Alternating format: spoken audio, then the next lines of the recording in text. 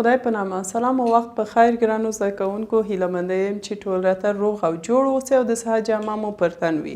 ډیره خوشحاله یم چې یو نوې موضوع سره ستاسو په چوپړ کې یم. ګرانو زده کوونکو، تېره جلسه کې موږ د تیزابو او القلیو قوت په اړه موږ ویل. نو زموږ نننۍ موضوع څه ده؟ قوي او کمزوري تیزاب. ګرانو زده کوونکو، دا څو جلسه کې موږ یوازې د تیزاب او القلیو په دې څپر کې موږ د قوي تیزاب او القلیو همداسې کمزوري تیزاب او القلیو په اړه وایي. یعنی ټول موضوعات د تیزاب او القلیو په اړه ده چې په 9 پاڼه کې یو. ګرانو زده کوونکو، نو تاسو د تیزاب او القلیو په اړه معلومات لرئ او قوي تیزابونه او القلیو هم موږ په تیره جلسه کې وویل چې څه ده، همغه نښانې څه ده. په اوبه کې یا په اوبلن محلول کې دا 100% په آیون څه کېږي؟ بدلیږي. نو ګرانو زده کوونکو، قوي او کمزوري. نو اول د قوي یو مثال دلته لیکو، بیا د هغه نه بعد موږ پرتله کوو. ګرانو زده کوونکو، قوي او کمزوري یا هم همدا تیزاب چې موږ وایو دا ضعیفه ده، دا قوي ده، دا پرتلي په ډول دا څه کېږي؟ دا استفاده کېږي. یعنی موږ پرتله کوو د همغه د تیزابونو په منځ کې یا هم د القلیو په منځ کې. ګرانو زده کوونکو، نو اول قوي تیزاب. قوي تیزاب له ډلو څخه موږ ویل یو هایدروکلوریک اسید و. نو کله چې دا تجزیه شي ګرانو زده کوونکو، دا په اوبلن محلول کې کله چې دا تجزیه کیږي نو په کوم آیون بدلیږي؟ په هایدروجن او بل په کلورین. آفرین ګرانو زده کوونکو. نو HCl AQ یعنی دا څه ده؟ یو محلول ده. نو ګرانو زده کوونکو، دلته دا په کوم آیونونو بدلیږي؟ هایدروجن جمع کلورین. نو ګرانو زده کوونکو، په کتاب کې هایدرونیم آیون یعنی دا یو معیار، فکر وکړئ دا یو معیار د نظر له دې موږ نور تیزابونه څه کوو؟ دلته پرتله کوو. ګرانو زده کوونکو، دا خو خپله یو قوي تیزاب ده. نو دا 100% څه کېږي؟ دا په آیون بدلیږي. 100%. 100% څه معنی ګرانو زده کوونکو؟ یعنی په دې محلول کې که 100 ذرې همدا تیزاب وي، نو همدا ټول ذرات څه کېږي؟ همدا ټول ذرات په آیون بدلیږي. مثلا بل خپله هایدرونیم آیون ګرانو زده کوونکو، هایدرونیم آیون نو دا هم AQ. نو دا چې کله تجزیه کېږي په آیون بدلیږي ګرانو زده کوونکو، نو دا څه کېږي؟ دا هم په هایدروجن جمع اوبه دا څه کېږي؟ دا تجزیه کېږي. نو ګرانو زده کوونکو، اوس دا معیار شو. اوس نور مثلا HF هایدروجن فلوراید.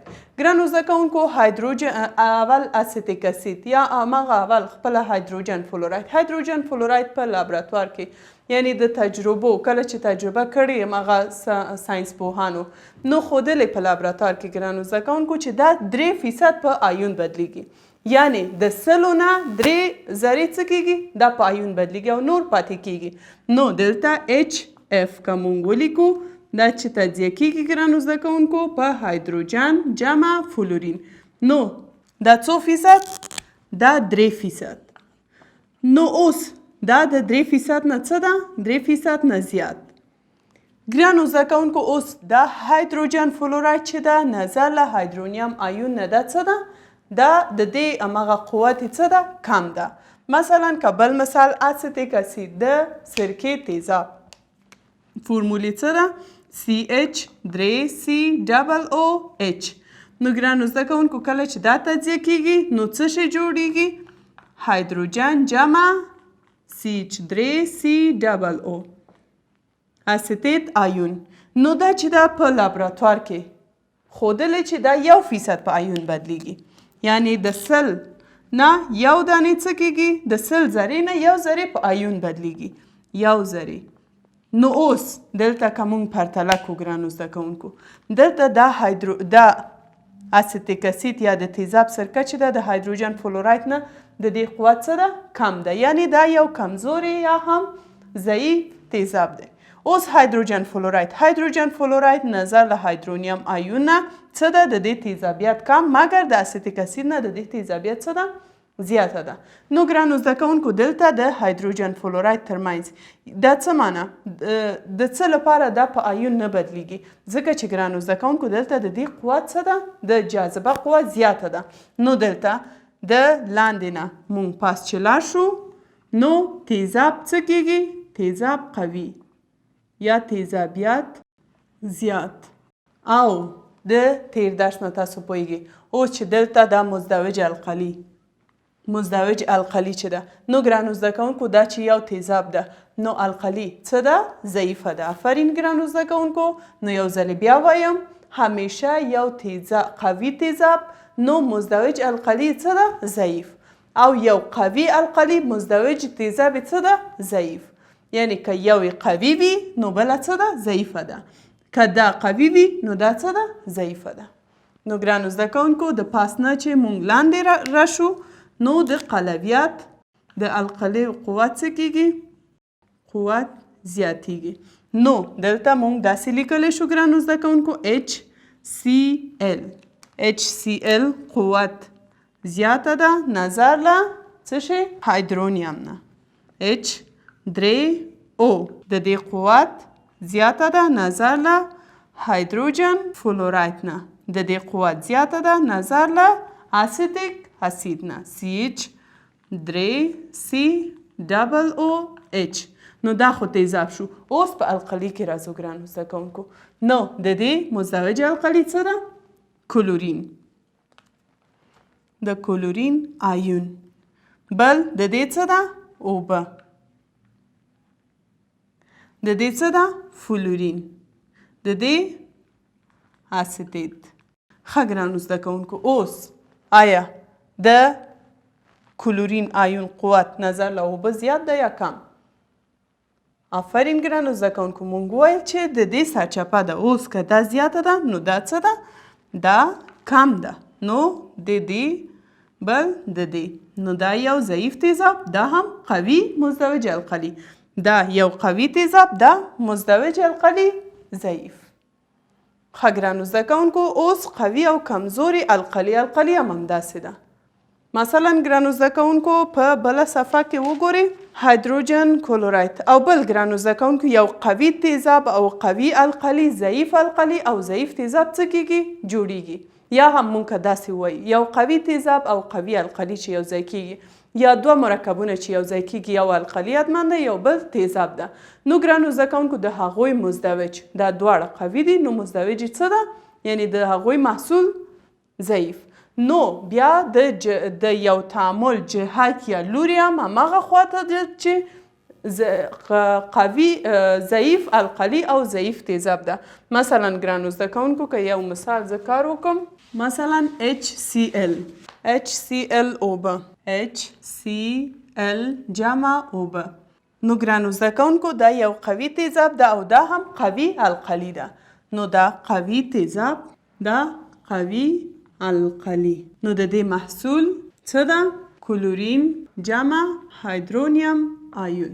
نو ګرانو زده کوونکو دا یو قوي تیزاب ده نو مزدوج القلي څه ده ضعیف القلي. اوس دا یو قوي القلي ده نو مزدوج تیزاب ضعیف تیزاب. نو ګرانو زده کوونکو دا تعامل رجی حالت لري مګر د دې لپاره چې دا تعادل حالت ته ورسیږي نو د همدې تعامل لوری یا جهت کوم خواته ده د قوي نه ضعیف خواته.